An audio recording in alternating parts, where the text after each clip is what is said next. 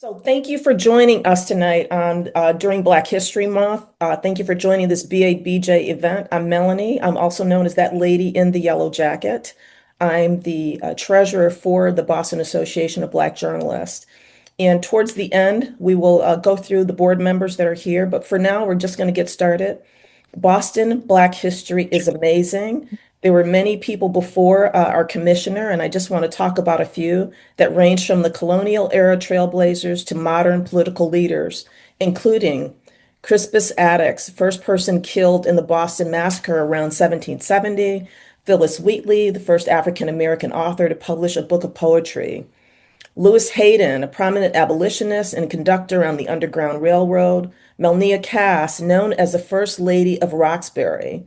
She was also a community activist and president of the NAACP Boston branch. Ruth Batson, a key champion against school segregation in Boston in the 1960s. Of course, there's political leaders. We all know Martin Luther King went to Boston University, where he met his wife. He earned his PhD there. Bruce Bowling served as the first Black council president in Boston. Kim Janey served as the first female and first Black acting mayor of Boston. Duval Patrick, first Black governor. Of course, there's Andrea Campbell, first Black woman to serve as Boston City Council president, and currently Massachusetts Attorney General. And there's so many more. But today we are going to hear from our probation commissioner, the first Black probation commissioner in 150 years, Commissioner Pamerson Ifill. So thanks for joining. Today we are having a conversation with one of the top leaders in our state, Massachusetts Probation Commissioner Pamerson Ifill. He's about 2.5 years or so into this position as leader of the Massachusetts Probation Service, also known as MPS. Commissioner Ifill leads an agency that includes probation departments in each of the 105 courts across the Commonwealth, 18 statewide community justice support centers, and the Massachusetts Trial Court Community Service Program. MPS is a department of the Massachusetts Trial Court. Commissioner, thank you very much for being with us tonight. Oh, you are muted. Oh, sorry. I knew I was going to do that. Look, it's a pleasure to be here. As you were going through the list of names and being a history buff and understanding, knowing the history of Massachusetts as well as Boston and the richness. And in case you all hear an accent, you are hearing an accent. And it's a great one from the island of Barbados. I think Roxbury's got a rich legacy of Barbadians, so is Cambridge and other parts of Boston. And so, as you were talking, and it's an honor and a privilege to be here, I'm really grateful to the opportunity to speak to you, share some of my story, and talk about the work that we're doing here in Massachusetts. Absolutely. And I want to make sure, because I know you're a humble guy, your name belongs right up there with the names that I read. So yes, yes, yes. You have to take it. You can just say, thank you, Melanie. Thank you, Melanie. That's brilliant. There you go. So let's start off with your position. We're going to talk about what you're doing, what your current position is. But the first question I want to start with is, because sometimes people are confused, what is the difference between probation and parole? So if you think of probation is actually we do pre and post conviction, but Edie Alexandra is here, and she's a parole board member, and she can tell you a lot more about parole than I can. But parole really is people that are coming out of prison or jail, and they're on parole I know they've got some folks on lifetime parole, but the majority of folks that they have, Edie, correct me around, could anywhere be from 6 to 9 months or maybe a shorter term. But probation is, we do front end. And it isn't unusual that people that are also on parole that are on probation with joint supervision. Currently in Massachusetts, the Massachusetts Probation Service, we're working with about 47,000 people. And of that 47,000, about 17,000, those are folks who have either committed crimes or some delinquent offense. And then the others, we work with about 10,000 care and protection cases. These are children who were either neglect or dependency or experienced child abuse or some form of neglect.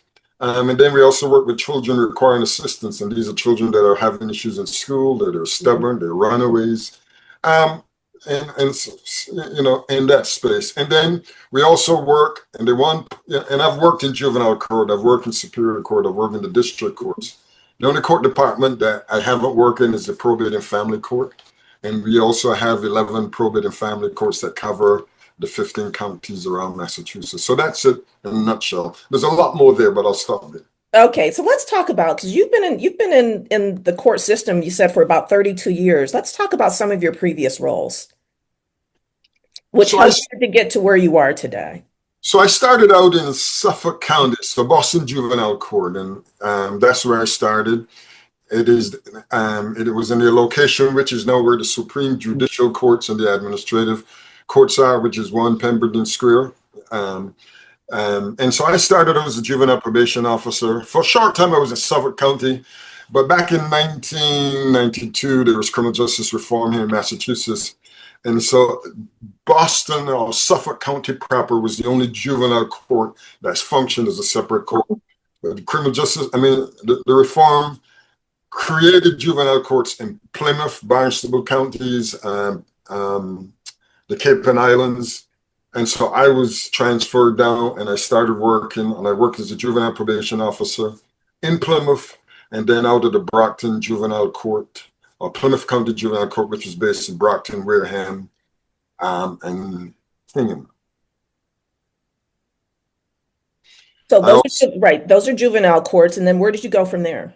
From there, for 13 years. In 1998, the Office of Community Corrections was created, and that was a program that was designed by statute to divert about 5,000 individuals away from prison and jails here in the Commonwealth. I spent 13 years with them. After that, I was worked as the chief probation officer for Suffolk County, so right downtown, Suffolk Superior Court, which is all of Boston plus Chelsea and Revere as well as the town of Winthrop. I spent about three and a half years working as a chief probation officer before I was hired as a regional supervisor to oversee courts, which is really all of the Cape and Islands, Plymouth, Wareham, New Bedford area that at the time used to be called Region 1. Massachusetts is divided into 5 court regions. And I spent about another 3.5 years doing that before I was promoted in 2018. The Criminal Justice Reform Act here in Massachusetts created a pretrial division, and I was hired as the deputy commissioner. I worked in that role for about 3 years. So 3 years seemed to be the magic number for me. I spent 3 years as a deputy commissioner, and when the former commissioner retired back in 2023, I was hired November 27th of 23 to be the commissioner for the state of Massachusetts. So I've held roles in almost every department across the probation service. What drives you? Those are great roles. What drives you every day? So look, I grew up in Barbados. Lost my mother when I was 9 years old. Lived with an aunt for 4 years. And when I was about 13, I ran away and I ran back.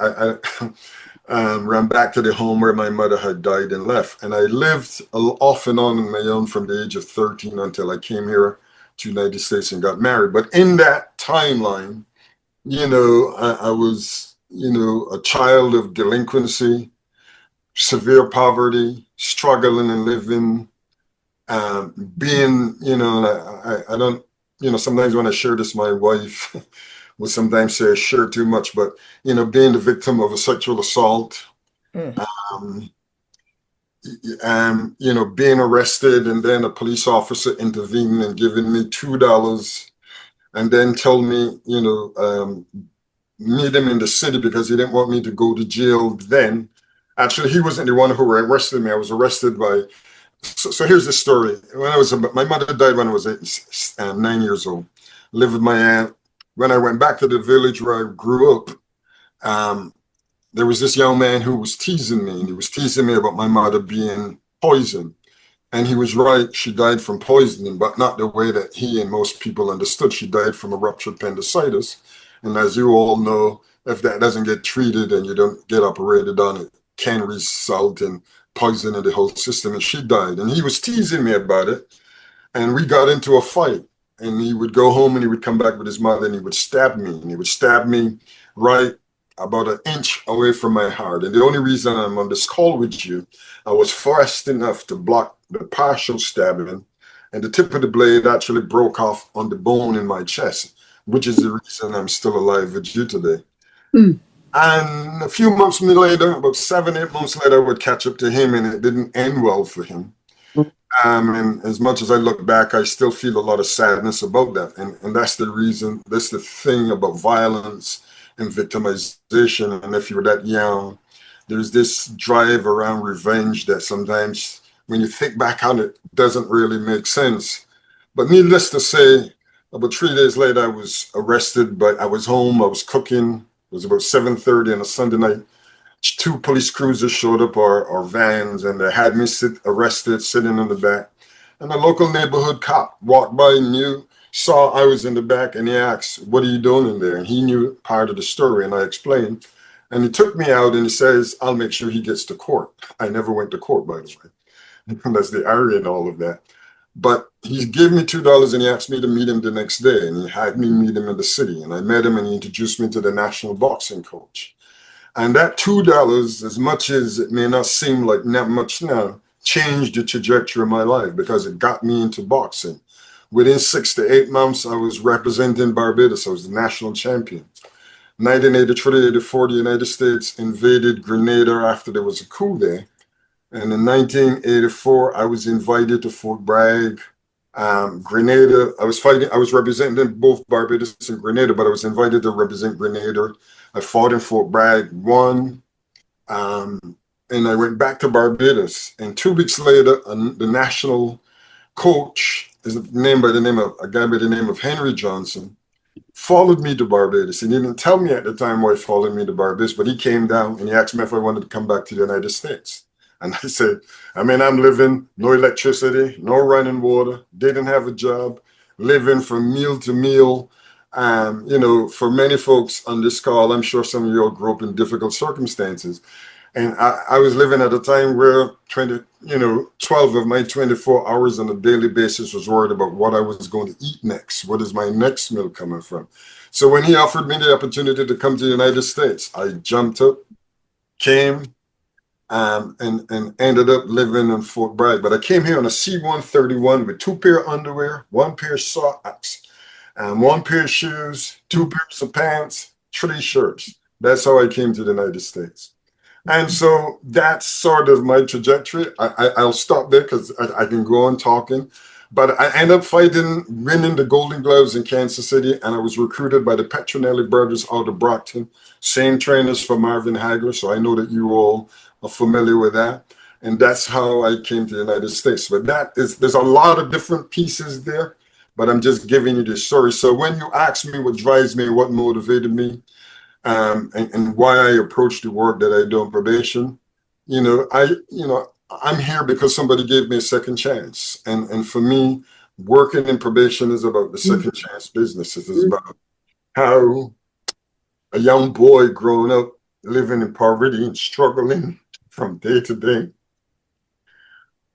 understands how and what the social drivers of crime and the role that poverty can play, and the role that, I don't care what people say about morals and morality, if you're struggling from day to day, worrying about food, safety, what you're going to, how you're going to survive, this kind of work is what inspires you, because I am now in a position where I can help shape and change the trajectory of lives for thousands of people across this Commonwealth, many of them just like me. Sometimes people talk about intelligence and being smart, but some of the smartest people I've ever met in my life were sitting across from me at the probation counter. And the only reason they're there is because they didn't have somebody who gave them a chance, somebody who didn't invest in them. They may not and many of them may or may not have had parents, but a lot of this is about resources. So when you ask me what drives me, this is about I knew I'm here not because I'm more talented than any kid that I work with, but because somebody gave me a second chance. Mhm. Because Oh, somebody boy. gave you a second chance, and Mhm. we are blessed. We thank Mhm. those that gave you the second chance. Mhm. Yeah. So Thank you. let's talk about, okay, you're here, you're boxing, and thank you for sharing that. Those are very personal stories that you shared. Mhm. Sometimes people don't want to, they almost feel intimidated about sharing something personal or crying or sharing their feelings. So thank you. Thank you very much for sharing that story. And you're a great interviewee. You got your story is wonderful. I just let you go on. I don't have to pull it out of you. So you're here, your boxing got you here, that $2 changed your life. Let's talk about what happened after boxing. What got you to Massasoit? So here, there's another story. So when I first came to Brockton, Massachusetts, I was scheduled to fight up at the Lowell Auditorium. I go over Brockton, it was, I don't know, even Cardinal Christian Hospital. I think the name has changed several times for anybody on this call out of the Brockton area. It is Good Samaritan now, but Mhm. something else. And I remember, so I go to get this EKG. And so I go in and I get EKG, but they never said me anything. I go up to Lowell Auditorium and I'm getting ready. I'm excited, first fight. And then the doctor says, well, you can't fight. And I says, well, what do you mean you can't fight? He says, well, you got a bad EKG. And I says, EKG? I mean, I didn't even know what EKG meant, but nevertheless, you know. And so here I am now, leaving the Caribbean, and suddenly my boxing career almost seems like it is over before it gets going. And so I was living at the Y because that's where the Petronelli brothers would put up their fighters from all over the world. And so I'm stuck. I'm trying to think, well, I can't go back home to Barbados. I would be the laughing stock and people would consider me a failure. And so I started to go to Mount Moriah Baptist Church in Brockton. They have a food kitchen or soup kitchen, however you determine it. And I started to go to church volunteering. And then somebody says, you really should. I started writing. I was always a very good writer. Some people say great, but I leave that for them to say, not me. And so I used to write poetry or different reflections that would appear in the Sunday print that they would share, on Sunday. And then somebody said, you should really go to college. And they sent me over to Massasoit and introduced me to a woman who named called Mary Baker. And then Mary Baker, who it is a school in the Brockton named after, powerful civil rights, involved in all of the great work around the Brockton, Boston area. But she introduced me to a woman by the name of Ida O'Donnell, who became my surrogate mother. And for every day for 3 weeks, I would get up early in the morning, I would go to Massasoit, and I'd go sit outside of her office and I would wait for her. And so after 3 weeks of doing this, she said, come on, let's go see the president. And she said, so she took me over to a guy named Jerry Burke. And she says, Dr. Burke, look, this is that young man here's Pamerson Ifill. He came here to box, but right now he isn't boxing. But he's been coming to my office every day for 3 weeks. And I'm afraid if you don't give him a scholarship, I'm never going to get rid of him from my office. And Dr. Burke gave me a scholarship. And that scholarship allowed me to change my boxing visa to a student visa. And I ended up going to Massasoit. I ended up going to Stonehill College after I graduated Massasoit. And from Massasoit, I went over to Brandeis University. So I got my associate's, bachelor's, then my master's. So that was my journey. Now, quick little story, and then I'll stop. While I was at Massasoit, one of those mornings waiting in that 3 week, in come this beautiful young lady. She's from Thailand visiting, just came to visit, learn English. And she came in with her mother, and they had questions about Massasoit. Now, I knew nothing about Massasoit. I had just read the brochure. And I instantly became an expert on Massasoit. Instantly. Well, we've been married now for 38 years. So that's the end of the whole story there. So I'll stop. So that's how you met your wife. Yes.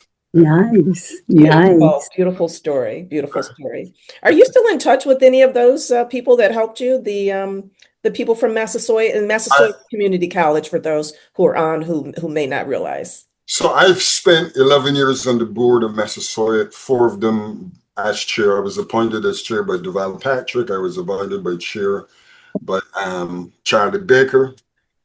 Spent 11 years doing some really innovative stuff there. But yeah, I still stay in contact. I'm over there at least once a month, twice, once, 5, 6 times a year I'm over there, but I'm over there for a lot of different functions, events. And I still stay with hundreds of folks that have gone through Massachusetts. Wonderful, wonderful. Let's come back to your job as a commissioner of probation for Massachusetts.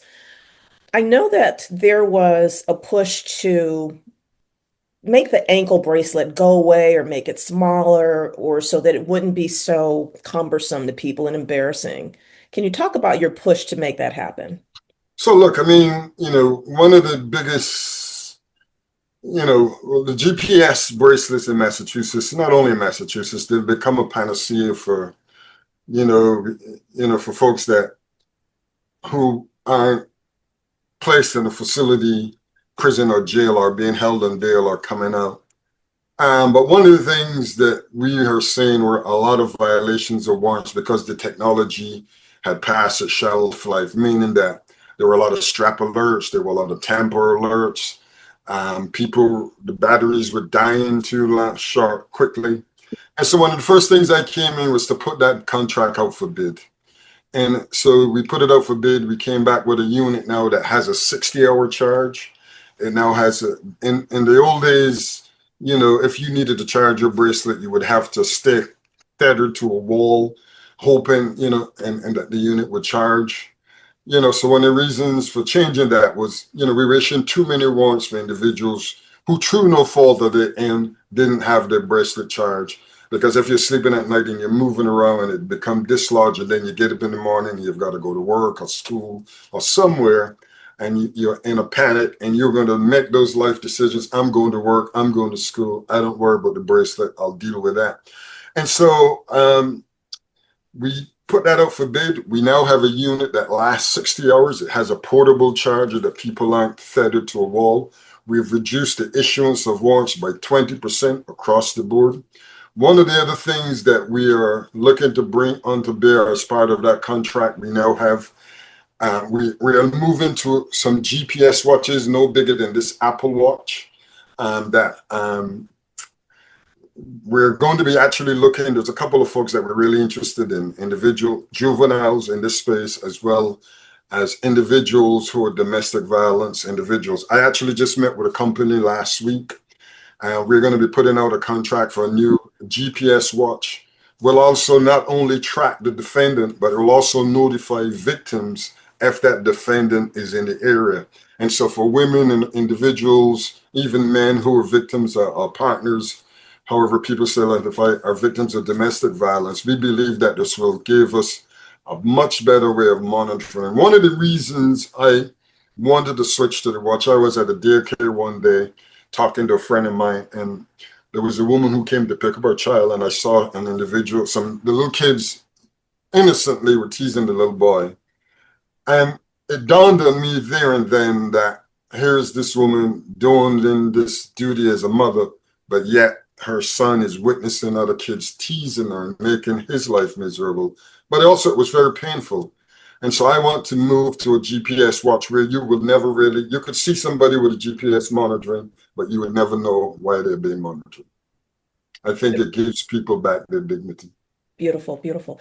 And let me ask you, this is not on the probation side. There was a story in the news yesterday where domestic violence, men who are beating their women or threatening their women, their cases were dismissed because they were being held for too long, and then there were no lawyers. There weren't enough lawyers to take their case. And I guess after 45 days, the state has to let them go. So there are women out there now who are afraid because their abusers could come after them. Did you hear that story yesterday? I didn't see this here in Massachusetts. Yes, here in Massachusetts, yes. Look, I didn't see the story, and maybe because of the snowstorm, it kept me out of and paying attention to that. But I'm take a look at it. But I'll say, for the court to do that, there'd have to be some really extraordinary circumstances, because those are cases I can guarantee you that there isn't a lot of inclination to dismiss cases like that with victims. I think the trial court, and here is a very victim-centered organization. We spend a lot of time focusing on not just public safety, but protection of victims. So it had to be some extraordinary circumstances. Okay, I'm going to make sure I get you that information because there were two ladies. One showed her face and one did not. The one that showed her face actually has relocated because she was so afraid that her abuser, ex-boyfriend, is going to kill her. And the other woman did not show her face. And I do believe she is still local. So I'll make sure that I get those stories to you. On that note, we have 12 employees that work for the probation service. So we have a victim services unit that is dedicated to working with and providing all sorts of supports and safety plans for individuals who are victims of domestic violence or victims of any crime. And so I do want you to know that there's a significant amount of emphasis placed on making sure we work with and support victims at every level. So, Probation officers, people no, work. sorry. This is a new question. This is a new question. Yes, that's okay. Probation officers, and who, people have to check in with their probation officers. People are working 9 to 5, and then probation officers want them to come check in. They have to come check in. They may lose their job. And I know that you made a significant change to help people stay on their jobs. What did you do? So one of the things, look, the worst condition of probation is also one of the primary conditions of probation, which is report to your probation officer. The challenge with that is that most courts are open 8:30 to 4:30. However, if you're placed on, and so when you're placed on probation and you have to report to your probation officer, more often than not, those are the traditional hours. One of the first things that I came aboard on is to really have a focus on creating more flexibility for individuals on probation or individuals that we're working with. And so my push is really to get individuals working on weekends, working on nights, working on after hours. And probation has traditionally done this. But my goal is to stop disrupting people's lives, where we are not looking to bring people from work, from programming, from taking care of their children, from schooling, or whatever it is that individuals are working on. And, it doesn't really make sense to bring somebody to a courthouse for a 15-minute visit. I also know individuals who are spending a significant amount of money sometimes traveling in and out in public transportation or traveling to probation office.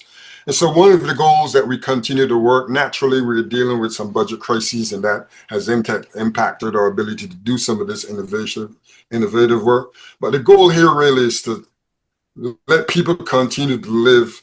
We can be flexible. We can see there are different modes, just like we're doing on Zoom. If you are supervision level where you're not presenting significant risk, we are much more flexible in a lot of spaces. But the goal here really is to stop interrupting and disrupting lives and see people in their environment, do more home visits, do more after hours work. And I think as we continue to move and build that out, I think you'll continue to see much more compliance around probation. The upside of this is, and I don't know how many, if you pay attention to what's going on here in Massachusetts, which I know all of you are doing, we've got one of the lowest, if not the lowest, recidivism rate of any state in the country. And a lot of this has been built around the criminal justice reform, but the Boston Foundation and Commonwealth Inc., many of them looked at the recent criminal justice reform and to credit the work that is going on with probation and having a significant reduction in recidivism in the Commonwealth. The other thing that we have done, we have reduced our violation rate. So the number one way that people on probation end up in prison or jail is on a violation. We've reduced our violation rates by 44%, almost in half. And so that has resulted in significantly less people in Massachusetts going to prison or jail. Losing my voice a little bit. And that's why they hired you, Pamerson. They got the right man for the job. Well, thank you. It's not always an easy job, so. It's not always an easy job. Are there maybe 2 or 3 stories that are most memorable since you've been in this job, or people that you've helped, or somebody whose life you've changed? Well, look, so I've been doing this job for 33 years. And I spent a lot of time working with juveniles. And for me, still to this day, I remember working as a juvenile probation officer in the town of Plymouth, which really is a city, but nevertheless. Um, and when I was working, with juveniles who were thrown in habitual school, stubborn children and all of that, and they would go to school, and if they did or they wouldn't, they would be disruptive. And I remember starting a program with whose name escaped me, with the guidance counselor. And one of the things that I would do is I'd go to the school every morning at 7:30, 8 o'clock. And there was a group of children that they had filed change petitions on. And I would make sure that those kids were either in school, or I'd go to their house and make sure their parent, or some of them I would drive right to school. And in less than a year, more than half of those kids, some of them ended up on the honor roll, perfect attendance, doing really well in school. And so when I think back, I mean, and I've helped thousands of people, but that story for me is one that has stood out. That all of those kids, all they needed was somebody who cared, but also somebody who held them accountable and somebody who would support them. But one of the things that, we used to do is we would buy them donuts and breakfast because some kids would go to school. One of the other things, it was another school in that court district. I don't want to mention its name because I don't need it on the news tomorrow. But they would have kids that would get lunch. And one day I went to visit a kid at school, and they had two lines. And one of the lines was for kids who could afford, and then the other kids that were receiving, free lunch. And I went and I quietly said to the principal, I don't know if you got this, but do you realize what you all are doing when you're making that distinction between the kids that can afford lunch and the kids that can't? And they made a, small, and a lot of people have seen this, but for the first time, somebody really pointed out something that was so obvious. And they made a change, and I'm sure those kids escaped with a dignity. But those are sort of some of the things. Look, I've worked with people who have stayed sober, who've stayed out of prison, stayed out of jail. But a lot of the success that I still remember is working with juveniles, and only because of how I grew up that I'm so drawn to that population. With how you grew up and working with juveniles. So what do you want to accomplish within the next 2 years, 2 to 3 years?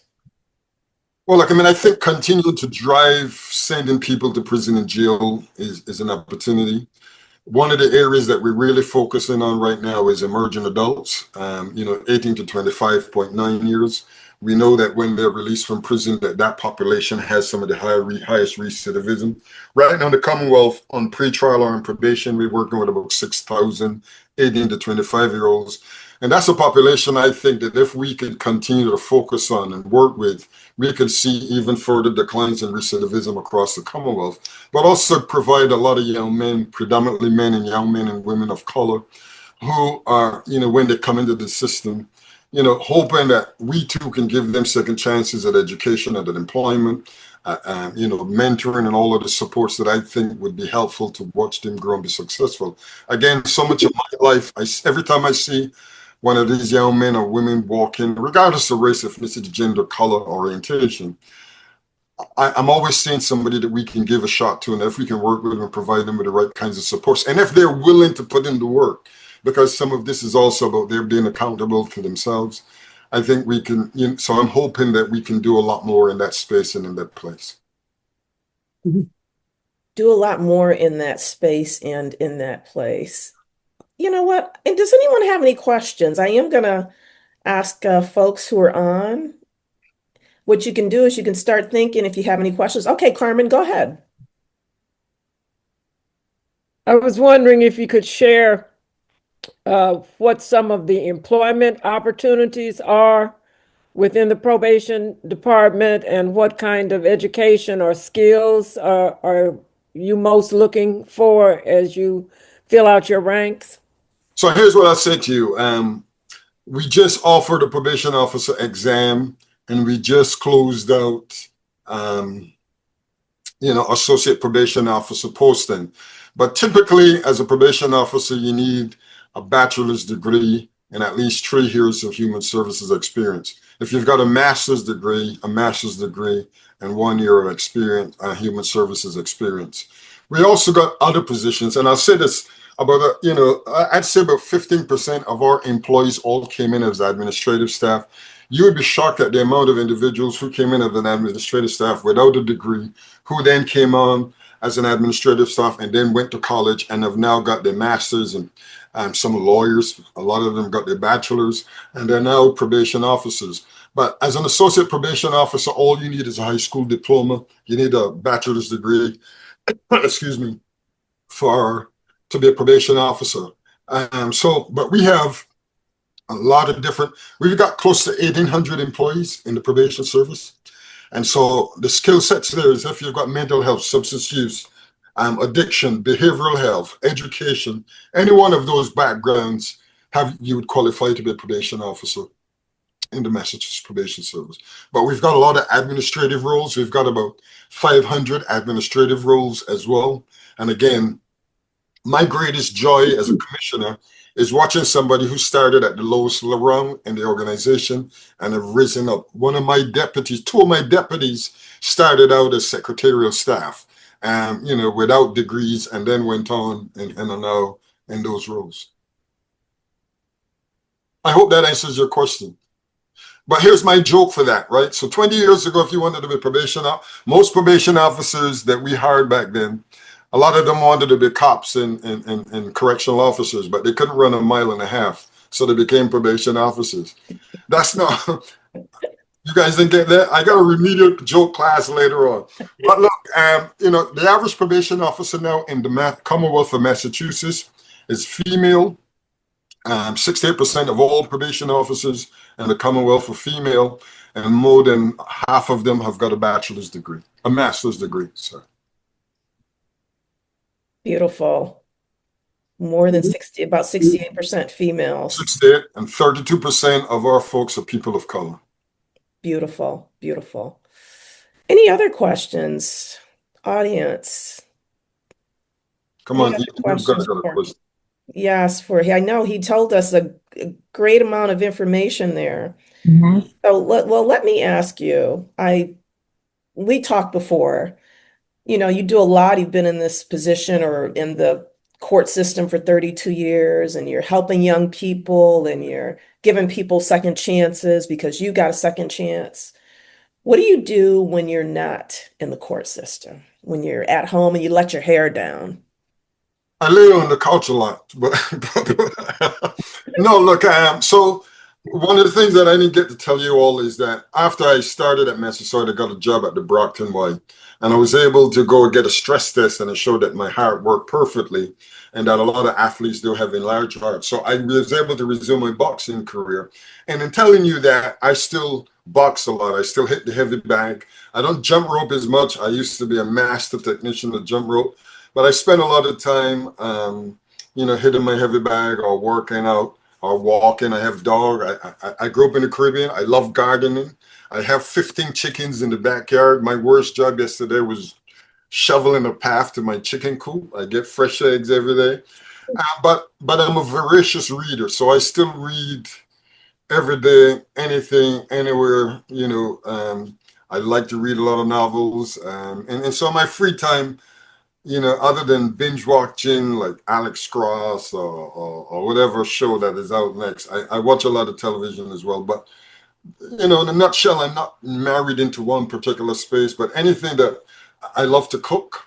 So you name it, jerk chicken, jerk pork, big shoulder, macaroni pie, whatever you do, those are all of the things. I can cook you 10 different types of rice and peas, whatever color you want, palau, you name it. So I'm a connoisseur of food as well. So those are the things that keep me grounded in many ways. And then, I got 3 kids. And How old are your kids? my daughter is 31. She lives in East Boston. I have a son that is a state trooper. And then I have an 18-year-old who's heading to Providence College in the fall. And I'm going to be broke all over again. So there we go. Congratulations on that. Congratulations. Thank you. Now, do you get a chance to travel back to the Caribbean? Do you still have family there? I go home twice a year, and I'm actually heading there in July. But yes, the majority of my family is still there. And one of the unique things about, when you're asking about what grounds you, but I grew up on a sugar plantation, and it was the same sugar plantation my family and ancestors were for hundreds of years. And when my mother died, I was still living in that sugar plantation. So I like to go back home because I lived this nostalgic period of, as much as I've grown here and evolved there, at heart, I'm still a country god boy from Barbados who love flying fishing cuckoo and who love to go home and play cricket and have all of the fun that growing up in the Caribbean is. The beauty about the Caribbean is that, the United States, so much of childhood is structured here, but in the Caribbean, natural childhood was at play, where you, as a 5-year-old, 6-year-old, you could leave home in the morning in the summer and you didn't go back home till like 6 o'clock at night. And nobody really worried about you. Nobody got kidnapped. Nobody got mugged. You learn how to cook. You roast breadfruit, sweet potato, yam, edo. And that's how we grew up. We go fishing in the river. We go fishing at the beach. And then you go home and your mother says, well, where were you all day? And you may get a smack, but you did it all over the next day again. So I love to go home. So only one more thing. So here's Barbados, and some of you all, I'm sure, have been to Barbados, or maybe from there. So this is heaven, and this is Barbados. Just one step below. That's the two difference. Heaven and Barbados, just one step below. So what are some memories of your mom? So look, I mean, one of the things that, she was a gentle soul, loved to sit and listen to, she didn't go to church per se, because I think when you have 10 kids, that was a full-time occupation. But I remember her being a gentlewoman who made sure, we weren't rich, but we had land. We had every type of animal you had. So we were so self-sufficient. And you never realize what you have until then. But she was always a gentle soul, loved church music, loved to sit in the radio and listen to the gospel music. So I remember all of the gold gospel hymns. Loved Black American church music. To this day, on a Sunday afternoon, you would get some of that Baptist programming coming. And so I was born Anglican, but when I came to the United States, I converted to Baptist because I used to love Southern Baptist preachers. Just before the priest get to the end of his sermon, he would go into this chant. That's probably my most favorite memory of her, because she would sit there and listen to that, transfixed by that kind of preaching. But, I just remember her as a loving mother who cared for every one of her kids and made sure that, that we had everything we need within a basic sense of food and security.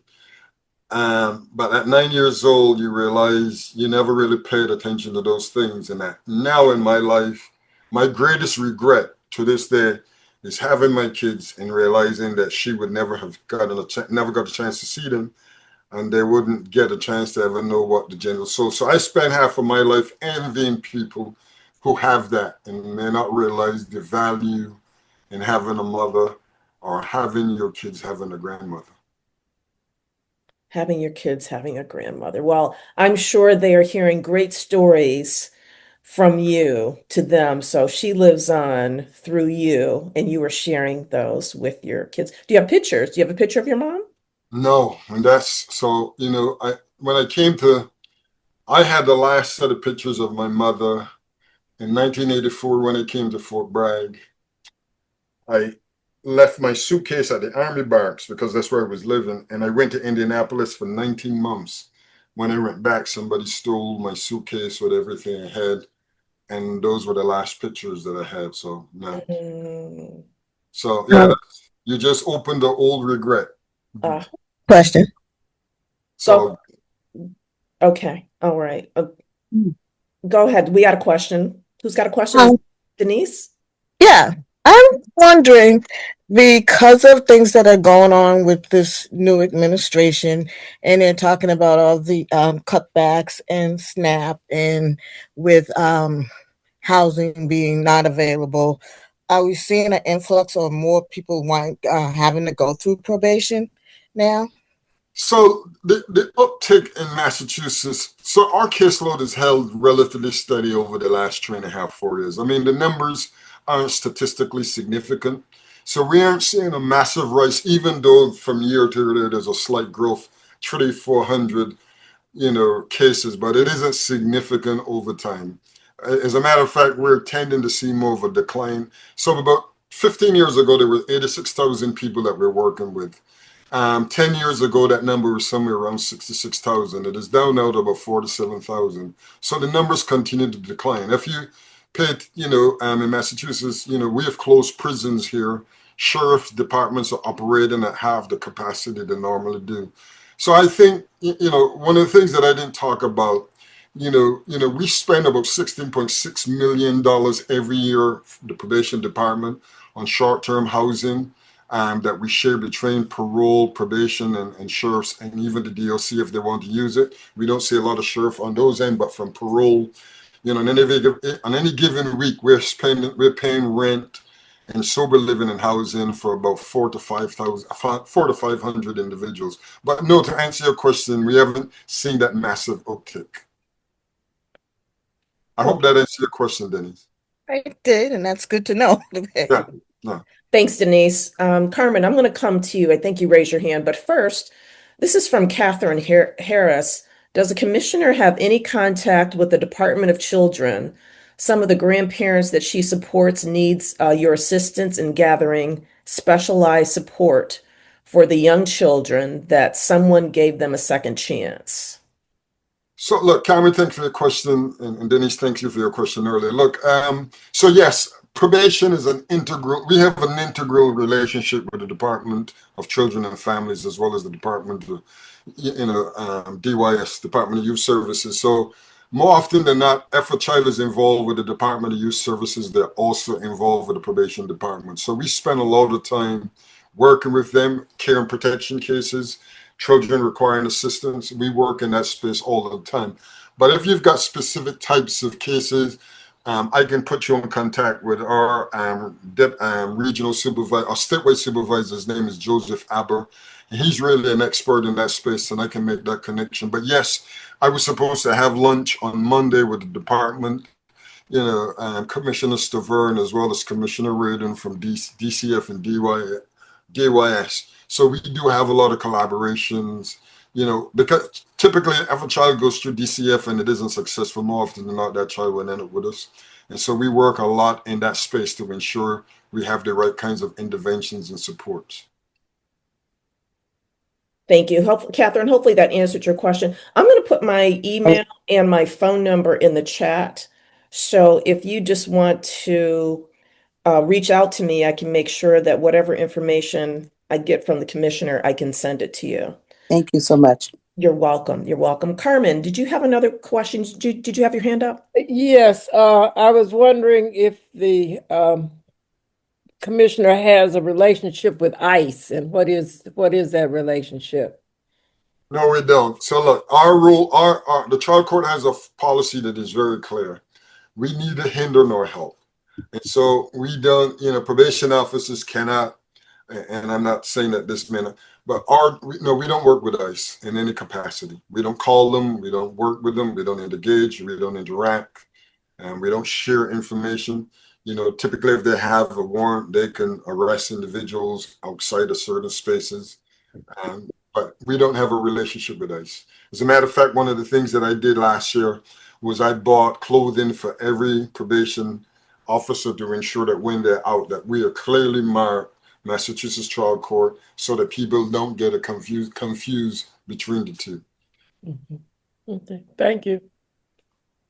You're welcome. Anyone else? Any other question? Yep, Maya. I used to work for Big Brothers Big Sisters, and we had put forth actually a campaign to really match particularly girls of parents who who were or had been incarcerated.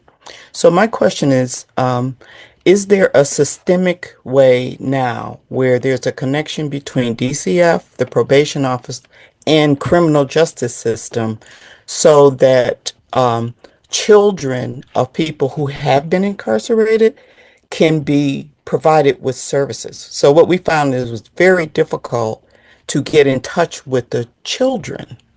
And we ended up going into, the jails, and going into the state corrections facilities to actually talk to the parents so they could tell us where the children were. Is there a better way now, in a systemic way, to support the children so that they don't end up seeing you. And if you move on, will the connections that you've made continue, or is it just tied to you? So look, I mean, I think that's always the fear of, as you move on, will people, I think the next commission will probably come in and have their own thoughts and ideas. But I think structurally, we're working on a comprehensive policy review and revamp that I'm hoping shapes the agency over the next 20 years. The only way we would get involved with children of incarcerated parents is if there's an open petition before the court, and our family member, or our school, or police, or the Department of Children and Family bring the children to our attention.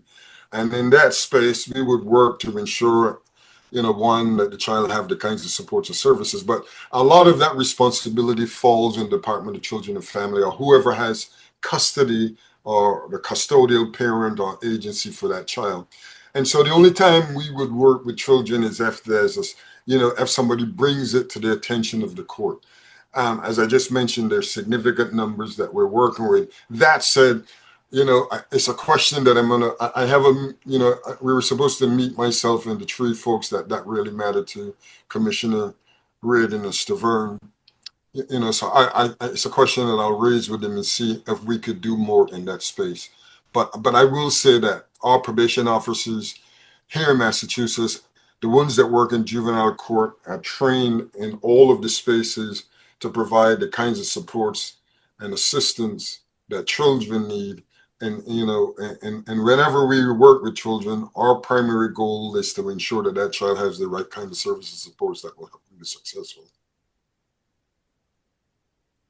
I hope that answers you, man. It isn't the perfect answer, but our area is specific, very specific. But I will say that if we've got a parent who is supervising, look, we've got probation officers in Worcester County and some of our other counties who travel with these kits. They've got smoke detectors, they've got batteries, they've got socks, they've got all sorts of knick-knack items. We're doing a lot more work around that community engagement space. And when we see red flags, we're mandated reporters. And so part of our job is to report and to act, always in the best interest of children. Thank you. Yes, thank you. What I took from that is there's still a lot of work to do. Absolutely. Because right now, the way the system is fragmented, it makes it hard to deliver quality services, because Big Brothers Big Sisters has specialized training for volunteers before they interact with families where someone has been incarcerated or is incarcerated. There are social workers that are on staff, and this is all free to the families that we're serving. But when you have to go into the correctional facilities to find the children,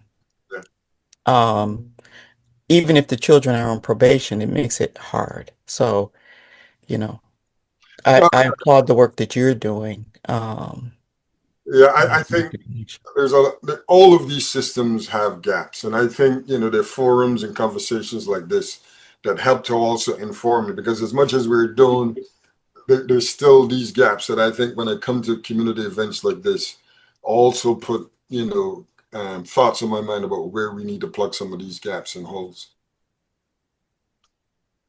Thank you. Next question. Anyone else? We got a few minutes left. I have one quick question for the commission. Yes. Hi, once again, my name is Catherine Harris. I'm also known in the community as Grandmother Love. And my question to you is, I am a client caucus board member at Greater Boston Legal Services for the past 32 years. That's my passion. That's my love. Right now we're doing new charters for Greater Boston Legal Services. And one of my concerns is always children and family touched by trauma. Creating more new initiatives especially with grandparents raising grandchildren. I've been out here for the last 25 years working with grandparents and myself. So I've seen a lot of flaws, and I'm trying to help improve that. And one of the things we're doing is inviting guest speakers to come to Greater Boston Legal Services to talk about some of the work that's being done in our new community leadership programs. And this is one of the programs we did, our Family Preservation Project. That's my strong support out there, because I've seen a lot of flaws what happen to children and families touched by trauma. And to be able to help these children when they're younger, before they even get in the system, is so important. So being tonight involving, thank you, Cora, for inviting me. It touched my heart because I'm always out there reaching out. Thank you for coming. Look, I'm sorry. Look, I mean, the work that you're doing, Catherine, and others, again, so much of what I do and how I approach the work and how I want to continue to drive policy is driven by my experiences as a child. So I know that the work that you're doing out there, is blessed. And so I hope that, within our world, we spend a lot of time working around trauma-informed supervision but part of the challenge that probation is, we have some specific roles, and I'm trying to push us into different spaces. Like, we've got probation employees now who are enrolling people right into Mass Health or the Affordable Care Act. No other state anywhere in the country are doing things like that. And a big part of that is that we want to make sure that wherever we have a touch point with people and there's a need for services or supports or an intervention, we can do things like that. So look, I commend you for the work that you're doing. Thank you. Any other questions? Commissioner, thank you for your time tonight. I'm going to ask you one last question before we depart. Is there anything that I didn't ask you or that you didn't talk about that you want this group of people to know about you, your job, or the work that you're doing? Look, I think for me, I'm building trust with communities, especially communities of color who have not always been the recipient when we talk about access and justice and fairness and what courts and our criminal legal system does or doesn't. Being a voice and being somebody in the room who have raised those concerns and continue to raise their concerns, even sometimes, I don't want to say when that journey is perilous, but I think it is having an opportunity to talk to people to know that there are people in roles like mine who are listening and who have got the community's interests at heart, especially communities that have often bear the brunt of what we think is a fair and just system. So I think, I'm always looking for people who've got great ideas and partners. I think the work that I do it because I love it. I do it because of how I grew up in my own experiences. And I think one of the things that I want to make sure we do is that we listen to communities who haven't always experienced justice, fair, and impartial. So I'm trying to say this in a way where look, we've got a system where racial and ethnic disparities has been problematic. I want to make sure that, we hire people that come from those communities, that look like those communities, that speak the same language. And, I started leading our diversity work back in 2017. And at that point in time, we were 21% diverse. We had an executive team that was about 100% white. I have an executive team now that is 50% diverse. 32% of our staff are diverse. So I'm not just talking because I can say it. I'm talking because I'm doing it, because it is important that when people walk into courthouses, they see people that speak their language. They see people that have the same shades of them, that, whether there's an accent like mine or wherever they come from, I want them people to walk in and believe that I have a shot where somebody who looks like me, who speaks my language, will listen and hear what I have to say. I often say this, you may not like what I have to say to you, but I want to make sure that if you walk out of this courthouse or any probation office, you walk away being treated with dignity and respect. And I live that every day, and I don't care who I talk to at any level. Those are the principles that I bring. And I'm not a perfect human being, but I'll say this to you. When people come to a courthouse and if they're ever mistreated, and I find out, I will go to that courthouse and make sure that they have some level of redress. So that's it in a nutshell. Greatness. making sure Mhm. Thank everybody is you. treated properly. You know Thank what? you. Thank you. We're going to end. We thank you so much for your time tonight, but there's one comment from Ingrid that we're going to end on to you. She says, "Thank you for changing lives and supporting families and children." From Denise Young, thank you for sharing your story and your time today. And thank you for taking the time to be with us. We appreciate it. Thank you all for joining. Hopefully, you learned something great and new today about the probation commissioner and MPS. And Pamerson is just a wonderful subject to talk to. Actually, this is my second time talking to him, and I love it. I learn something new every time. And Commissioner, I'm going to make it a third time at some point. Okay? Well, yeah, as I'm sitting here and I'm looking at my screen, I feel like I'm sitting with my sisters. So and there's a brother here, so I feel like I'm with family. So I really feel that way. So thank you all for having me, and thank you, Melanie and Corey. Thank you for setting this up. Absolutely.